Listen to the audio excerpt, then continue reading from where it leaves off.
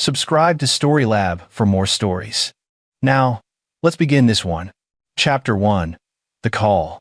The Humvee's engine rumbled beneath Alan Gates as it cut through the Afghan night, headlights off, navigating by moonlight and GPS. Somewhere in the darkness ahead lay a compound housing 3 high-value targets. Alan had been running Black Ops missions for 8 years now, ever since the divorce, and he'd gotten good at compartmentalizing.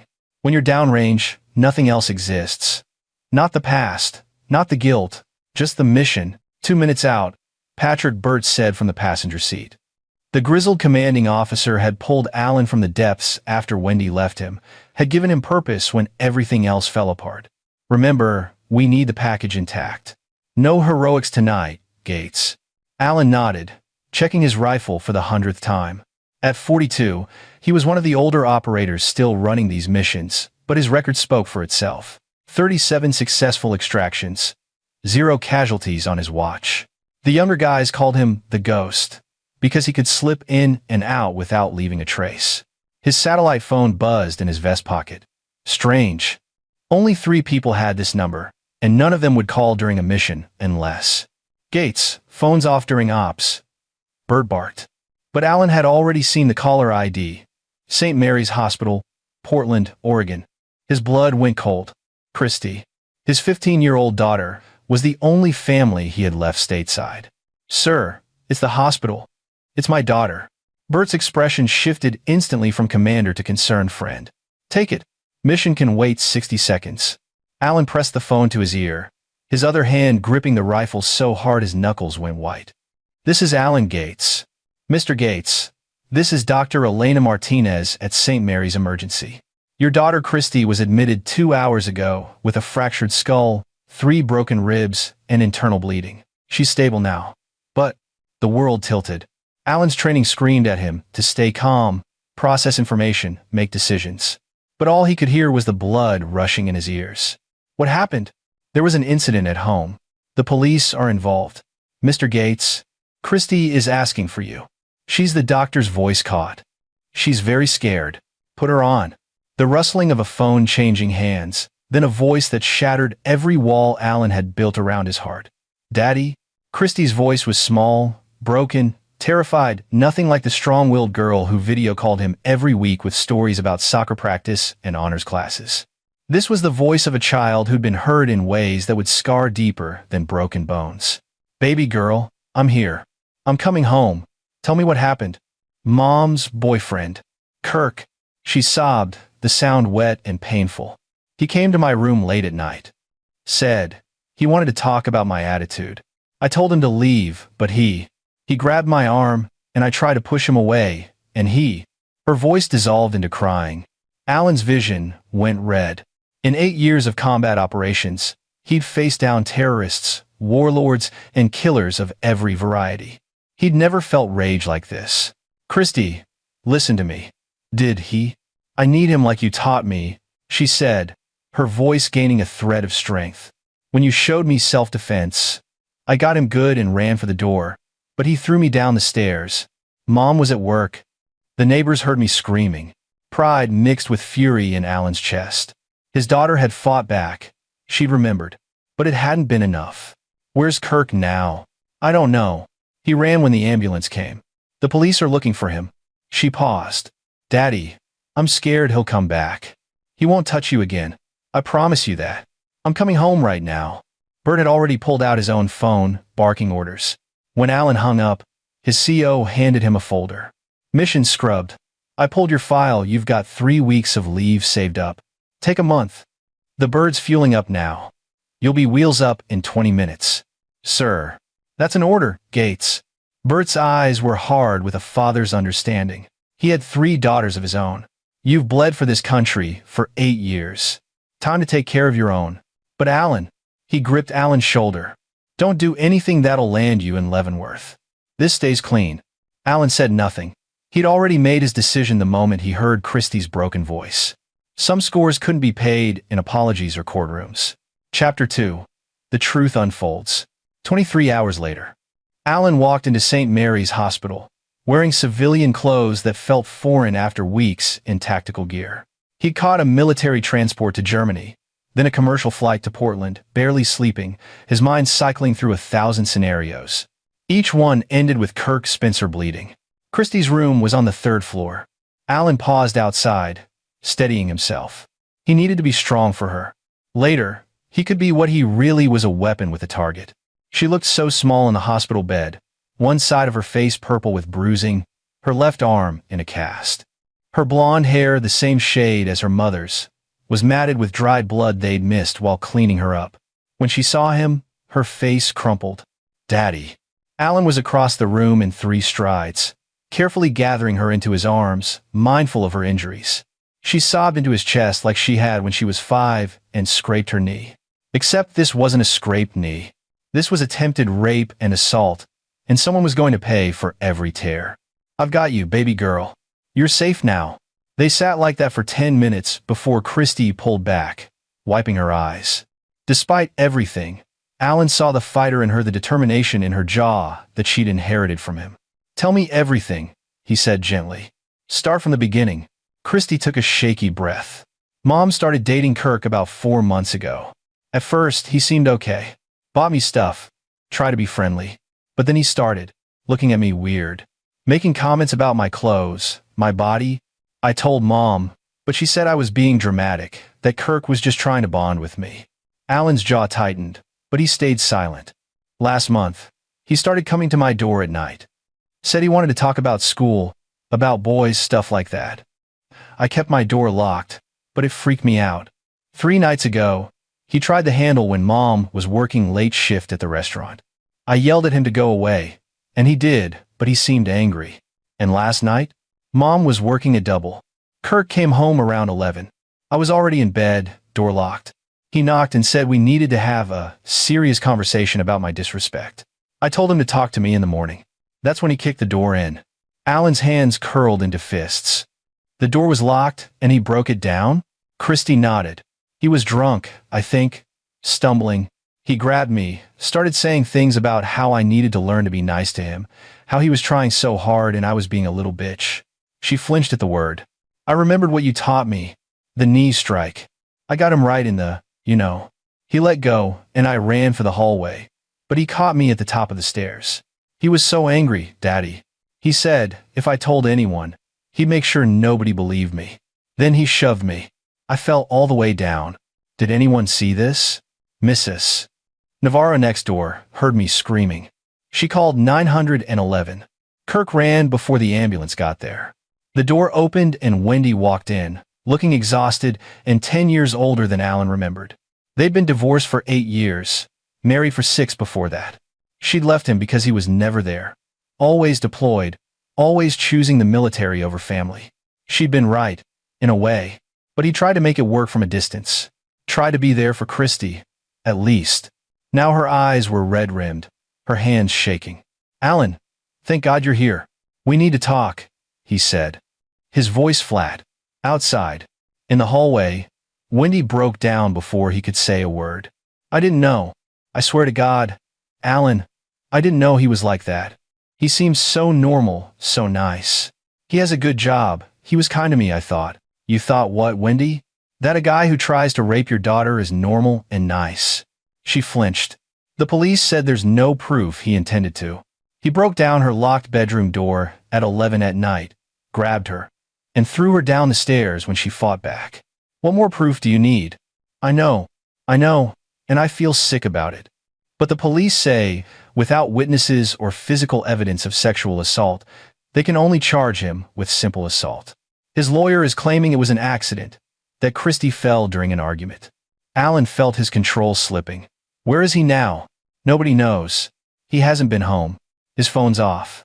The police have a warrant for his arrest, but tell me everything about Kirk Spencer. Where he works, who his friends are, where he came from. Everything." Wendy pulled out her phone with shaking hands. "He's a youth outreach coordinator at the Community Hope Center. Works with at-risk teenagers. He seemed perfect, Alan. Good job, stable, caring. A youth coordinator, working with vulnerable kids." Alan's mind was already racing. Combat training kicking in, pattern recognition. Predators didn't start with experienced prey. They practiced. If Kirk worked with at-risk kids and had been confident enough to attack Christy, this wasn't his first time. How did you meet him? Online. One of those dating apps.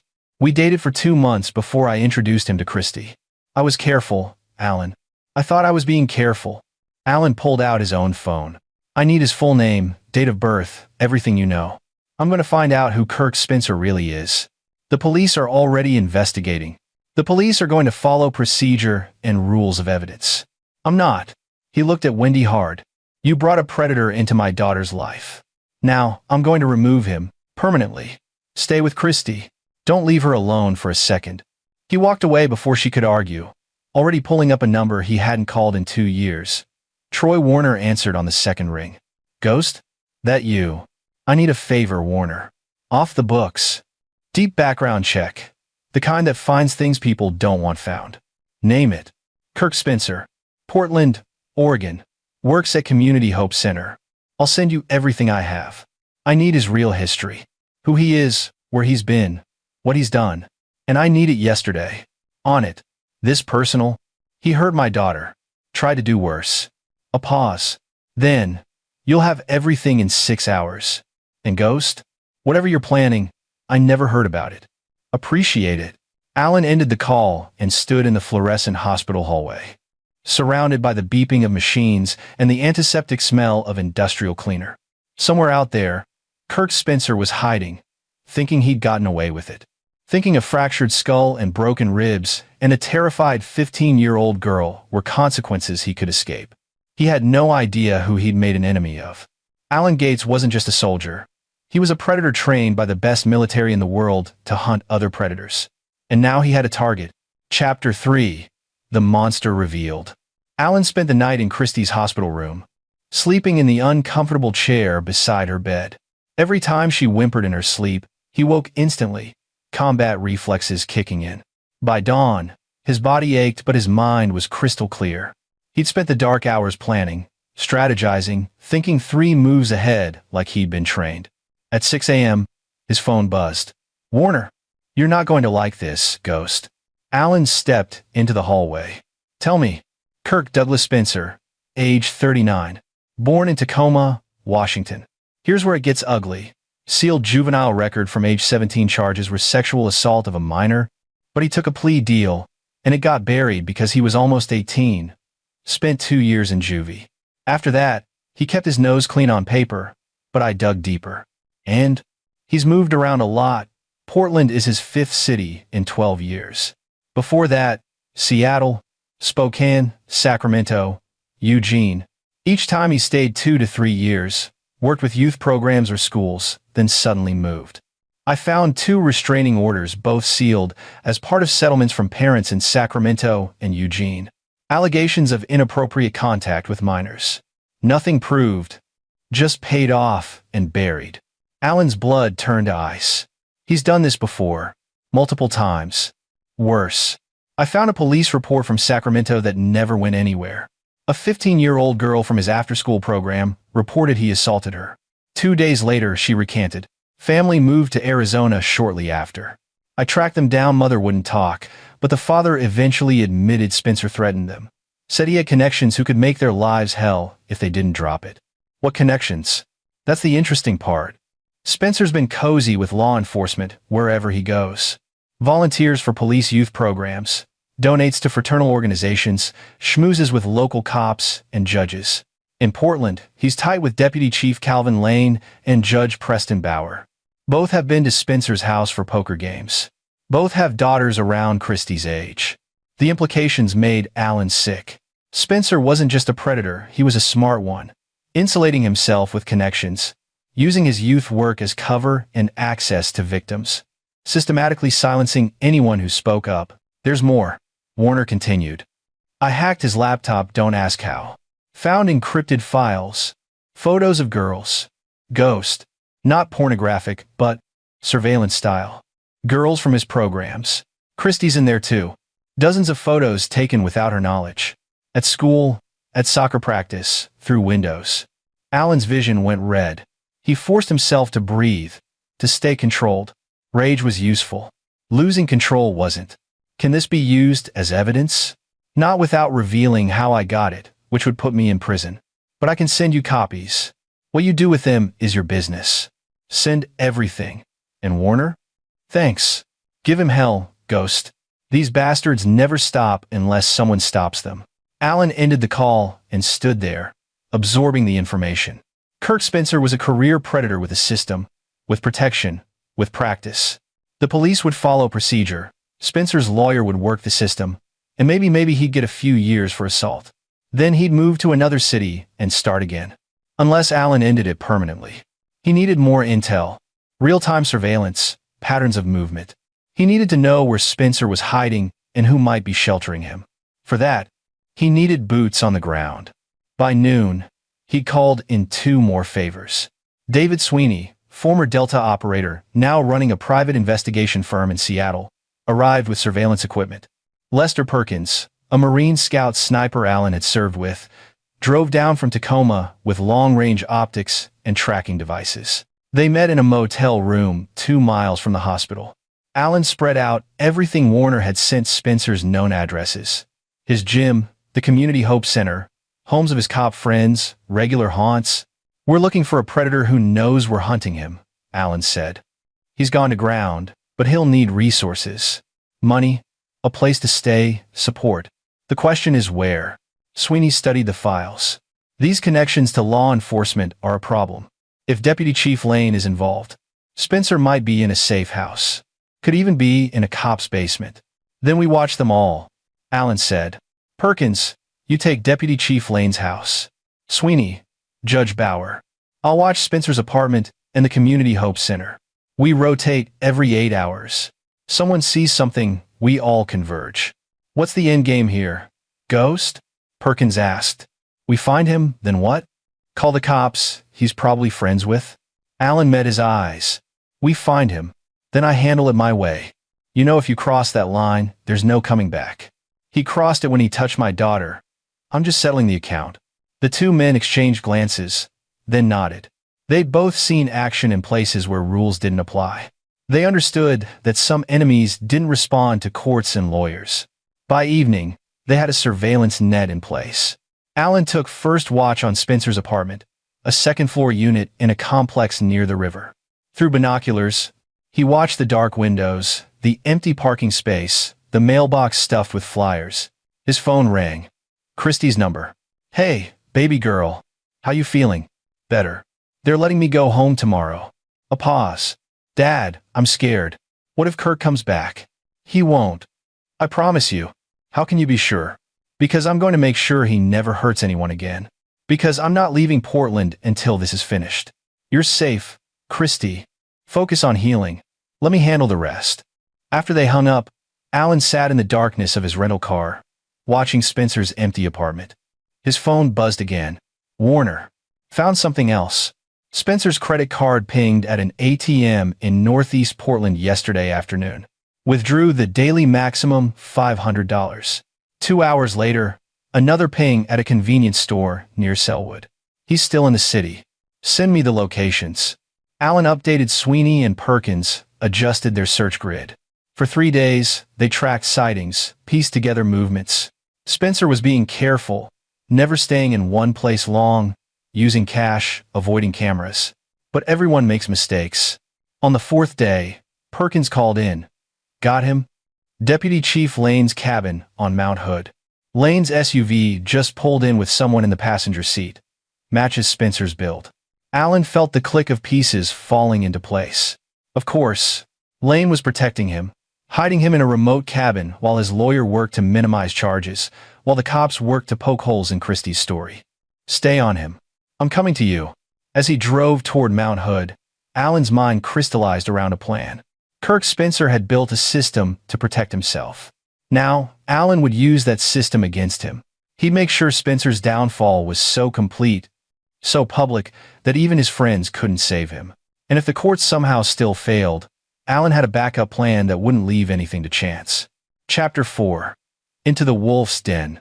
The cabin sat 30 miles up a winding mountain road, surrounded by dense pine forest. It was the perfect hiding spot, isolated, off-grid, owned by a deputy chief who could ensure no one looked too closely. Through his scope, Alan watched Kirk Spencer move past a window, alive and comfortable, while Christy was still recovering from cracked ribs and a fractured skull. "Want me to come with you?" Perkins asked over the radio. They were staged a quarter-mile apart, covering both approaches to the cabin. "Negative. Stay on Overwatch. If this goes sideways, I need you documenting everything." Alan waited until dark, then approached through the forest with night vision goggles, moving silently through the underbrush. Years of Black Ops training made him a ghost in the darkness. He circled the cabin, noting one vehicle, Lane's SUV, and lights in the main room. Through the window, he saw Spencer sitting at a table with Deputy Chief Calvin Lane, drinking beer and laughing. Alan fought down rage and focused. He planted a listening device under the windowsill, then withdrew to a hide position 50 yards away. Through his earpiece, their conversation came through crystal clear. "Lawyer says it'll blow over," Spencer was saying. "Kid has no witnesses, no physical evidence beyond the injuries, which I'm claiming were accidental. She fell during an argument. Reasonable doubt all day long." "What about the mother?" Lane asked. "Wendy? She's weak. Wants to believe it was all a misunderstanding. I'll apologize, play contrite, maybe even go to counseling. She'll take me back. They always do. And if the ex-husband makes noise..." Spencer snorted. "Some military burnout who abandoned his family. Please, who's going to believe him over me? I've got character witnesses, community standing, friends in the department. He's a ghost who shows up after 8 years and starts making accusations. Won't fly." Alan's finger twitched on his rifle trigger. One shot. It would be so easy, but he'd promised Bert to keep it clean, and more importantly, he needed Spencer to suffer more than a quick bullet could deliver. "Still," Lane said, sounding worried, "maybe you should leave town for a while. Let things cool down. And look guilty? No way. I'm going to face this head on, beat it in court, then file a defamation suit against anyone who slandered me. Might even go after the kid for false accusations once she turns 18. Alan disconnected before he did something stupid. He had what he needed: a confession recorded, with a deputy chief admitting to harboring a fugitive. But that wasn't enough. Spencer was right that the system would protect him, that his connections ran too deep. So, Alan would have to cut deeper. Back at the motel, he found Sweeney waiting with a folder. "You're going to want to see this. I did some digging into Community Hope Center. Guess who's on the board of directors? Lane? And Judge Bauer, and 3 other city officials. The center gets major grant money from the city. Spencer's not just an employee, he's connected to the power structure. That's how he survived this long. These men protect him because he's one of them." Alan spread out the file. Photos of board meetings, financial records, grant applications. A pattern emerged. Spencer had been funneling desperate kids through programs, gaining access to vulnerable targets. And the board looked the other way because the numbers looked good on paper. "There's more," Sweeney said. "I contacted some of the families from the sealed cases. 2 agreed to talk off the record. Spencer's MO is always the same. Target girls from broken homes, single mothers, kids without strong father figures. He positions himself as a mentor, gains trust, then isolates and attacks. When victims speak up, he uses his connections to intimidate them into silence or settlements. How many victims? That I can prove? 7 over 12 years. How many really? Probably dozens." Alan stood and walked to the window. Outside, Portland glowed in the darkness, oblivious to the monster living in its midst. The old Alan, the one who believed in justice and order, would have taken this evidence to the FBI, federal prosecutors who wouldn't be swayed by local connections. But Alan had learned in 8 years of Black Ops that sometimes justice needed a push. Sometimes monsters needed to be put down, not processed. "I need you to do something for me," he said to Sweeney. "Contact every victim you can find. Tell them there's someone who believes them, someone who's going to make sure Spencer pays. Tell them to get ready to go public, all at once. Overwhelming force. You're going to blow this wide open. I'm going to make it so big that Lane and Bauer can't bury it. But first, I need to apply some pressure directly."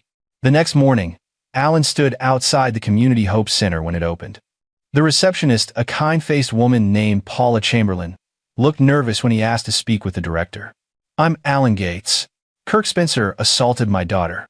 I'd like to see his employment file." Paula's face went pale. I can't release personnel files without authorization.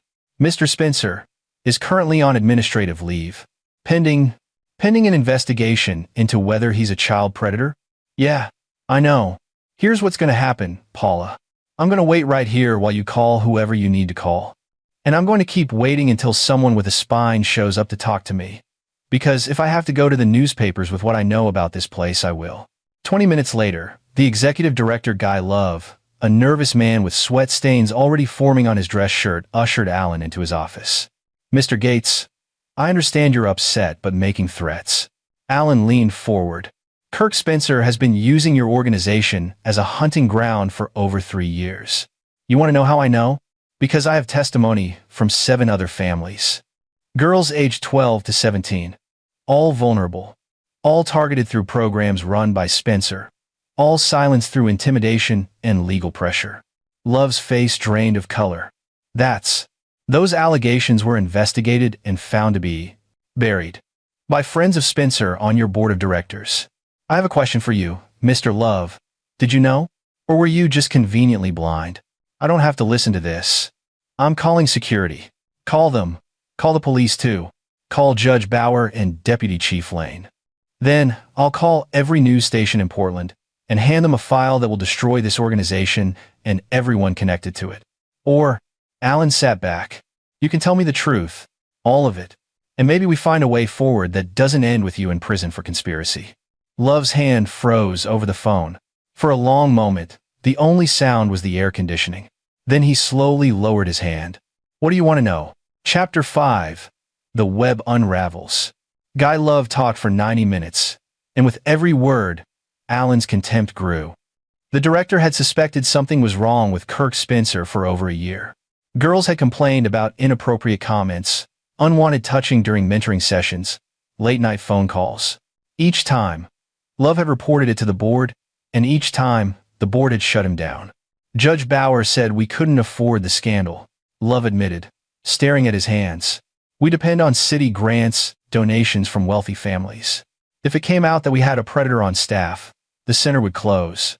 Hundreds of kids depend on our programs. So we transferred Spencer between programs, kept him away from repeat complaints, put monitoring in place. Monitoring that clearly didn't work since he assaulted my daughter. Christy wasn't part of our programs. She was outside our jurisdiction. There was nothing we could. You enabled a predator for a year to save your funding. That's called being an accessory. Alan stood. Here's what's going to happen. You're going to write down everything you just told me. Names, dates, complaints, board meetings. You're going to sign it and have it notarized.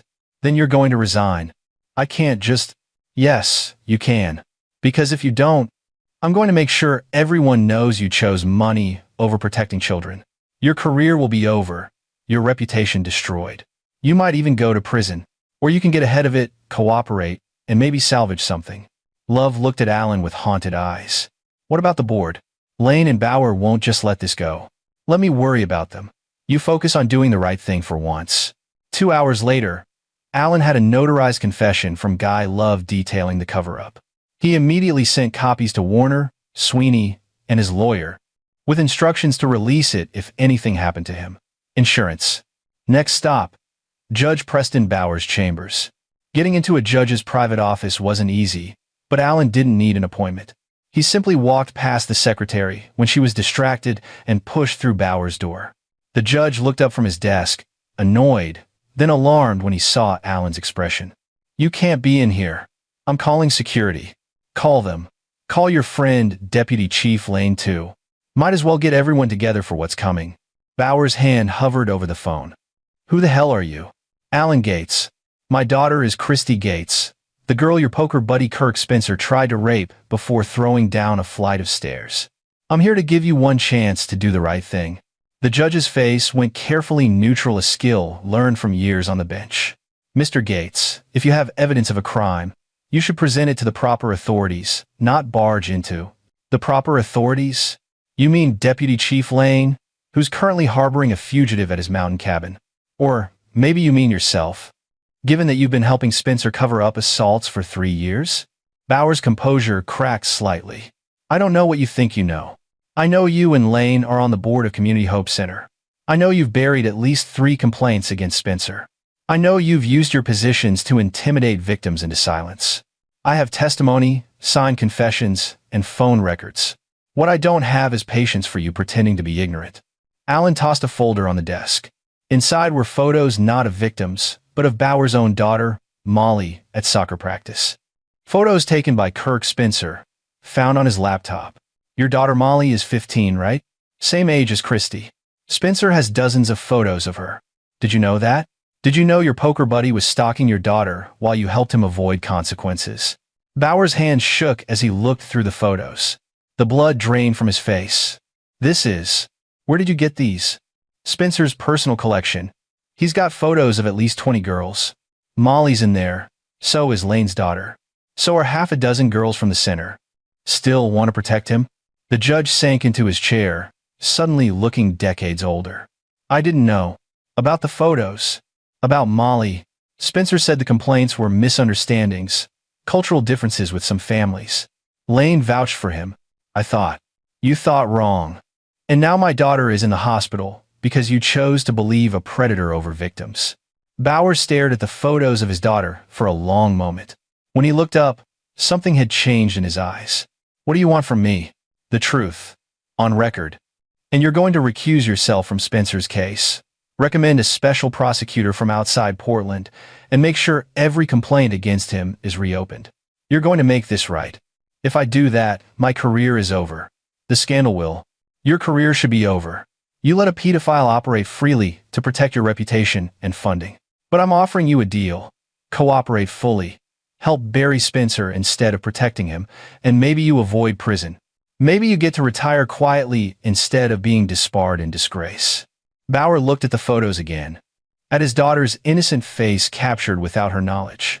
His hands curled into fists. I want Lane in the room when I give my statement. He needs to hear this too. Alan smiled without warmth. I'll make it happen. Chapter 6. The Trap Springs. Getting Deputy Chief Calvin Lane in the same room as Judge Bauer required leverage, and Alan had exactly that. He called Lane directly, identifying himself. Mr. Gates, I've been trying to reach you, Lane said smoothly. I understand you're concerned about the investigation into the incident with your daughter. I want you to know we're taking it very seriously. Save it. I know Spencer's at your cabin. I know you've been protecting him. And I know about the photos he took of your daughter, Stephanie. Silence. That's right. Alan continued. Kirk Spencer has been collecting surveillance photos of teenage girls, including Stephanie. Hundreds of them. How does that make you feel, Deputy Chief? Knowing your poker buddy was stalking your 14-year-old daughter while you hid him from prosecution. You're lying. Am I? Check your email. I just sent you a sample. 5 photos of Stephanie at school, at the mall, getting into your car. All taken without her knowledge. All from Spencer's personal collection. Alan heard typing, then a sharp intake of breath. Where did you get these? Let's just say I have resources you don't. Now, you're going to meet me and Judge Bauer tomorrow at 10 a.m. at the Community Hope Center. You're going to bring Spencer with you, and you're both going to come clean about everything. I'm not bringing Spencer anywhere. He's under my protection while what? While you figure out how to make this disappear. Too late. I've already got signed statements from Guy Love about the cover-up. I've got testimony from 7 families Spencer victimized. I've got the photos. And I've got recordings of you and Spencer discussing how to beat the charges. Another silence. Alan could almost hear the wheels turning. Lane trying to figure out how much he knew, how much was bluff. If you don't show tomorrow, Alan said quietly, I take everything to the FBI and every news station in the Pacific Northwest. Your career ends, your pension disappears, and you go to prison. Or you can show up, tell the truth. And maybe I leave your daughter's photos out of the public report. Your choice. 10 a.m. He hung up before Lane could respond. The next morning, Alan arrived at the Community Hope Center early with Sweeney and Perkins. They'd set up cameras throughout the conference room, some visible, some hidden. Everything would be recorded, backed up to cloud servers in real time. No one could make this disappear. Judge Bauer arrived first, looking like he hadn't slept. Guy Love was already there, pale and shaking. At 10:05, Deputy Chief Lane walked in with Kirk Spencer. Spencer looked confident, almost smug. He clearly thought this was a setup where Lane and Bauer would shut down Alan's accusations. He didn't realize his protectors had already turned. "Mr. Gates," Spencer said with a smile that didn't reach his eyes. "I understand you've been making some serious allegations. I'm here to clear up these misunderstandings." "Sit down and shut up," Alan said. His voice was calm, but something in it made Spencer's smile falter. "Judge Bauer, you want to start?" The judge looked at Spencer with barely controlled rage. "Kirk, I need to ask you directly. Did you take photos of my daughter without her knowledge or permission?" Spencer's eyes darted to Lane, then back. What?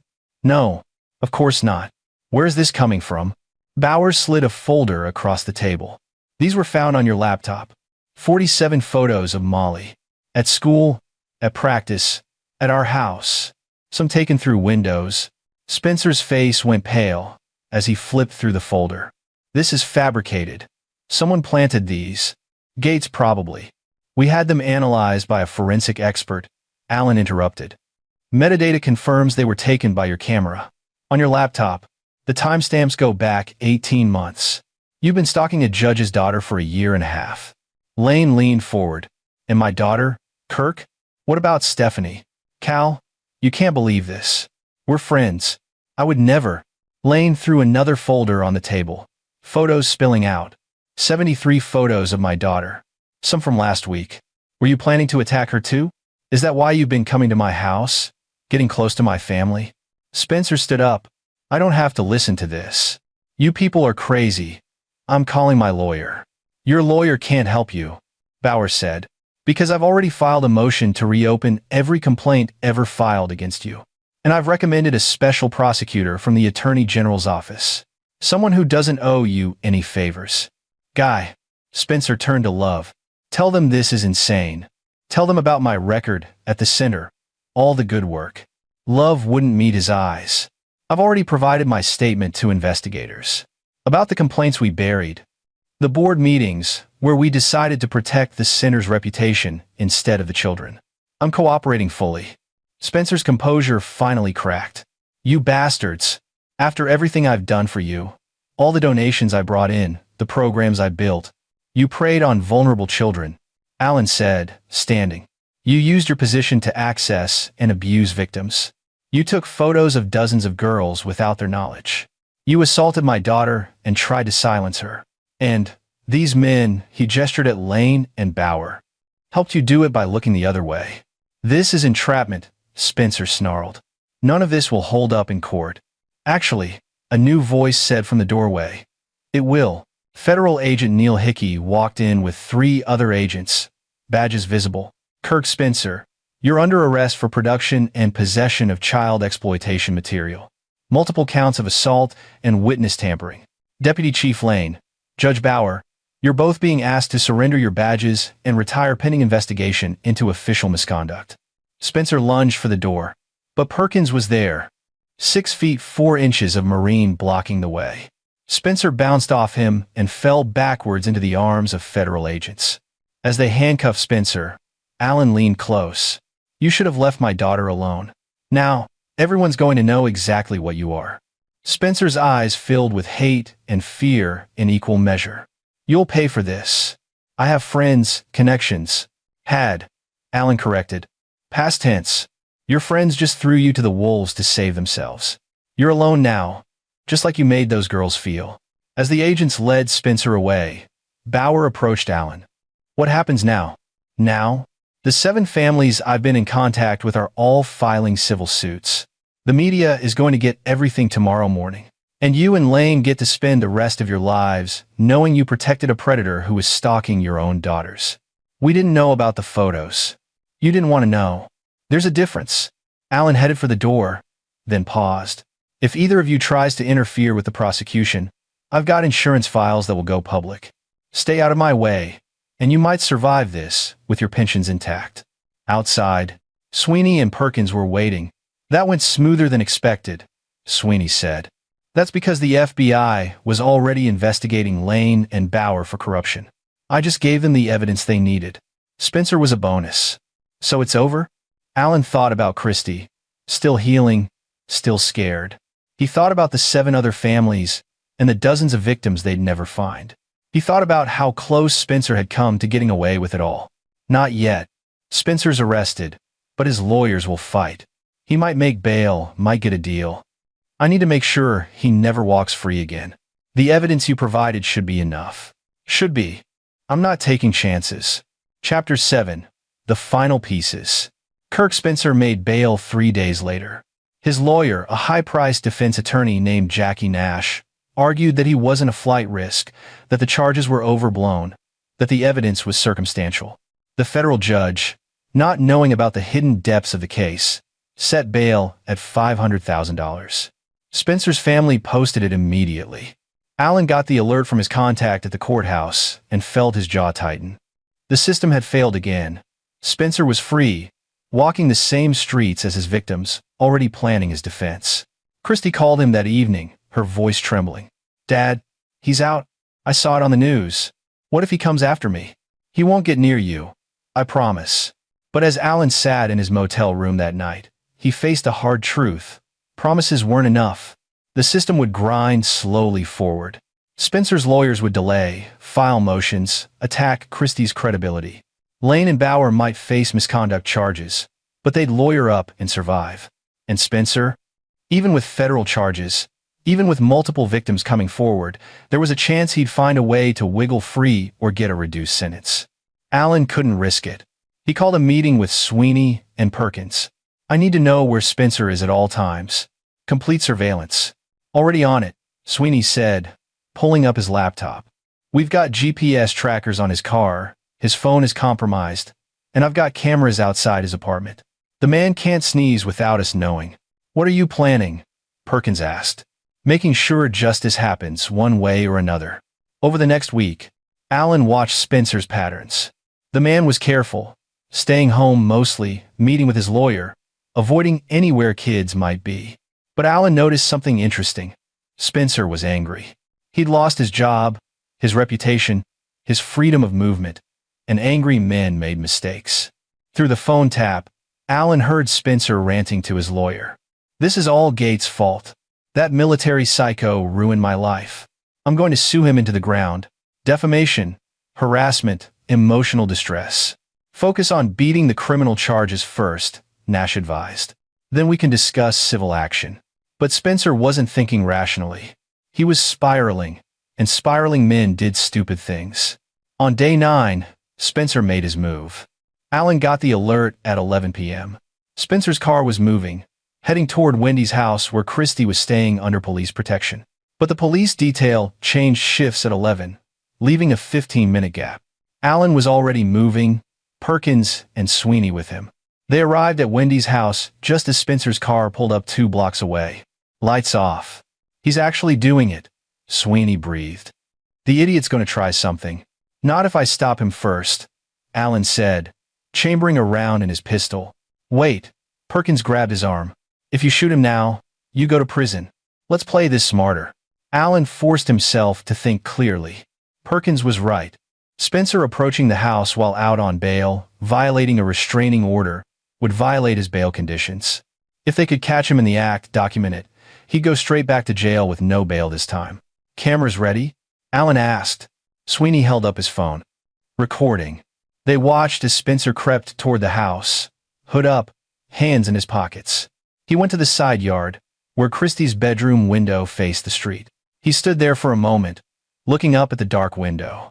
Then, he pulled out his phone and started taking photos. "Got him," Sweeney whispered, capturing everything on video. Spencer circled the house, testing doors, looking for entry points. When he found the back door, he pulled out a lockpick set. "That's breaking and entering," Perkins said. "With intent. He's done." Alan called 911. Reported a prowler actively trying to break into his ex-wife's home where his daughter was staying. Then he stepped out of the shadows. "Kirk Spencer." Spencer spun around, nearly dropping the lockpicks. His face went from surprise to rage. You ruined my life." "No, you did that yourself. I just made sure everyone knew about it. I'm going to destroy you. My lawyer says we can sue for millions. You had no right to invade my privacy, to hack my computer. I didn't hack anything. I just help people connect the dots. But right now, you're violating a restraining order, attempting to break into a home where your victim lives while out on bail. That's about 5 different crimes." Spencer laughed, a harsh sound. "Good luck proving it. I was just taking a walk. Ended up here by accident. You're the one trespassing, threatening me." Sirens wailed in the distance. Spencer's eyes widened. "You called the cops? You set me up." "I didn't set up anything. You came here. You tried to break in. You made the choice." Spencer lunged at Alan, swinging wildly. Alan sidestepped easily. Spencer was drunk or high on adrenaline. His movements sloppy. A simple foot sweep sent him crashing to the ground. By the time Spencer tried to get up, police cars were screeching to a halt in the driveway. Officers poured out, guns drawn. One of them, a Sergeant Allen had briefed earlier, took in the scene. Spencer on the ground, lockpicks scattered nearby. Allen standing over him. "Mr. Gates?" "Officer, this is Kirk Spencer. He's out on bail for federal charges. There's a restraining order preventing him from coming within 500 feet of this address. And I have video of him attempting to break in." Spencer was screaming now. "He attacked me. I want him arrested." But Sweeney was already showing the sergeant the video footage. He was here for 10 minutes, took photos of the bedroom window, then attempted to pick the back door lock, all on camera. The sergeant's expression hardened.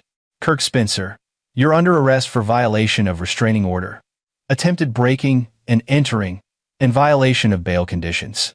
As they cuffed Spencer and read him his rights, he kept screaming, "This is a setup. Gates is framing me. I have rights." "You had rights," Allen said quietly. "You should have thought about that before you came after my daughter again." Chapter 8. The Public Reckoning. Spencer's second arrest made the evening news. By morning, it was everywhere.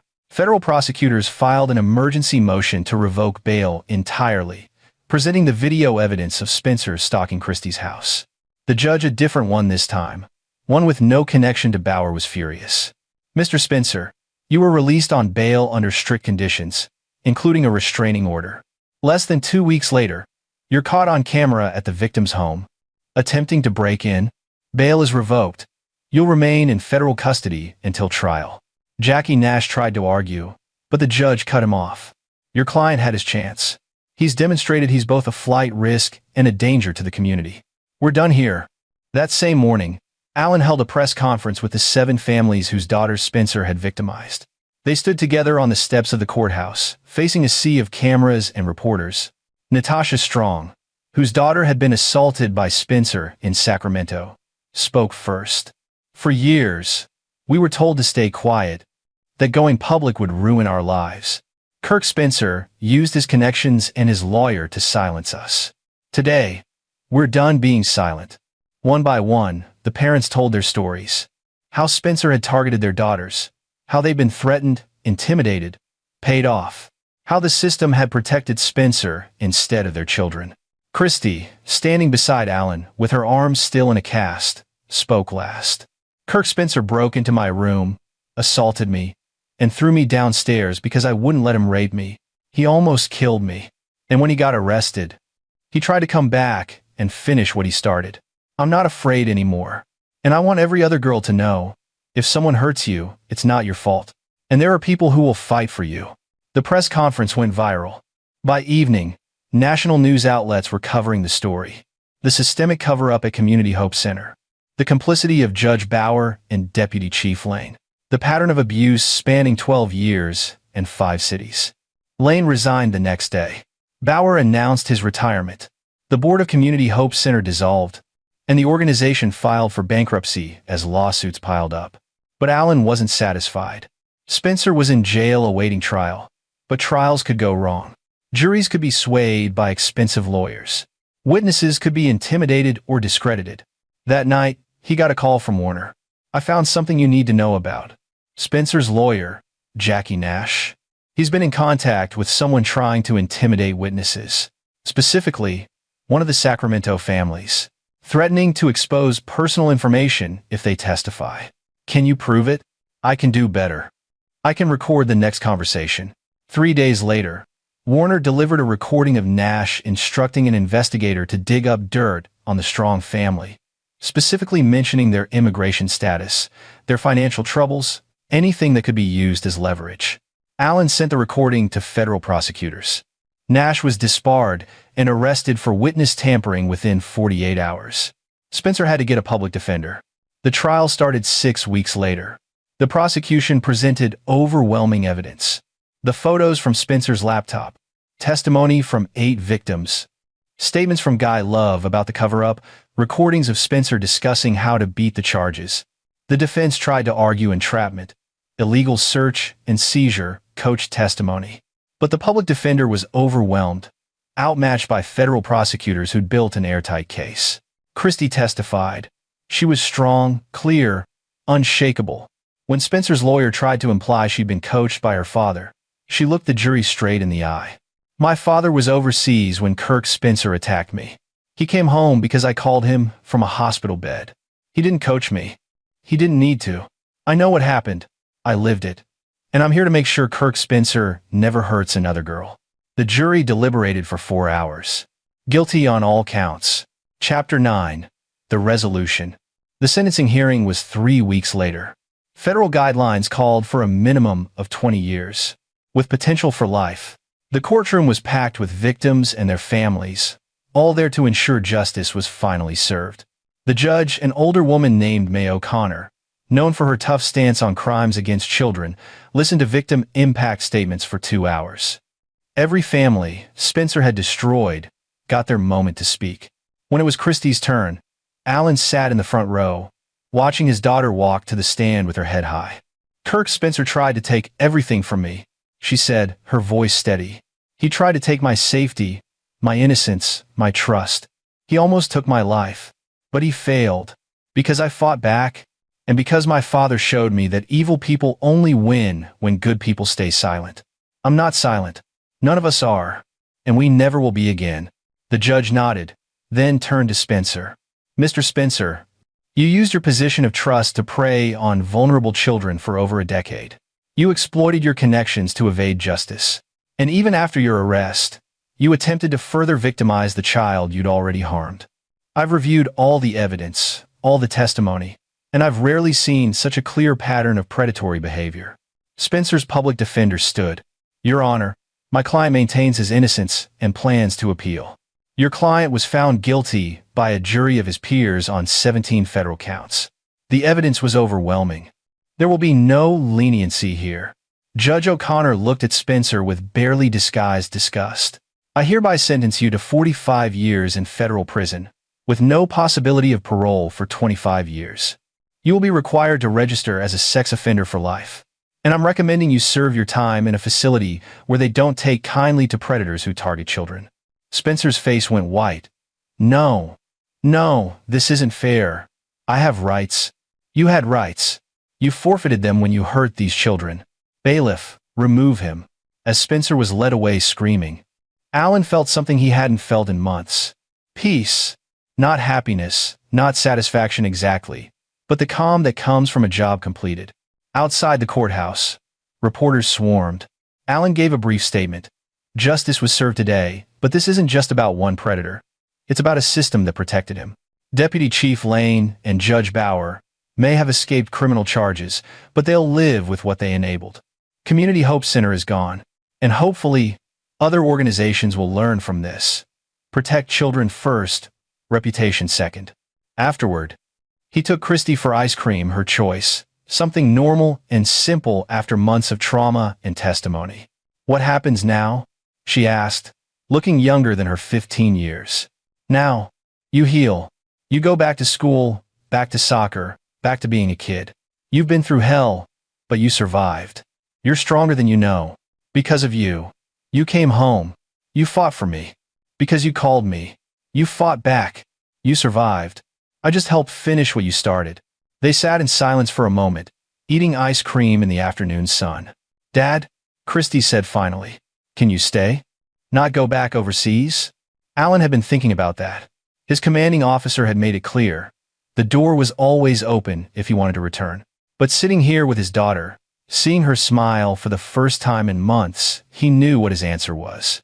Yeah, baby girl, I'm staying. I've already got a job lined up with a private security firm here in Portland. Desk job, mostly. Home every night. Christie's smile was worth every sacrifice.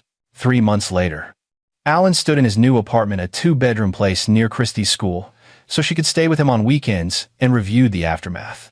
Kirk Spencer was in federal prison, where he'd reportedly been beaten twice already by other inmates who didn't appreciate child predators. He'd survive, but he'd spend the next quarter-century looking over his shoulder. Calvin Lane had lost his pension and was facing civil suits from multiple families. His wife had divorced him. Last Alan heard, he was working security at a mall, a spectacular fall from deputy chief. Preston Bauer had retired in disgrace. The state bar had opened an ethics investigation.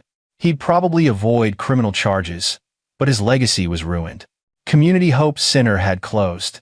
The building was being converted into a legitimate youth facility run by actual child safety experts. With rigorous oversight, 7 families had received settlements from the insurance companies that covered the center and its board. It wasn't justice exactly, but it was something. And Christie? She was back in school, back on the soccer team, seeing a therapist twice a week. She had nightmares sometimes, but they were getting less frequent. She laughed again. She was healing. Alan's phone rang. "Wendy." "Hey," she said, her voice tentative. "I just wanted to say thank you. For everything. I know I screwed up, bringing Kirk into our lives. But you fixed it. You protected her when I couldn't. She's our daughter. That's what parents do. Still. Thank you. And Alan? Christie told me you're staying in Portland. That means a lot to her. To both of us." After they hung up, Alan stood at his window, looking out at the city lights. He thought about the 8 years he'd spent running black ops missions, hunting terrorists and criminals in foreign countries. All that time, he thought he was making the world safer. But the real mission had been here all along. Protecting his daughter, being a father. He'd been a ghost overseas, a shadow that slipped in and out of danger zones. Now he could just be dad. Present. Available. There when it mattered. His phone buzzed with a text from Christie.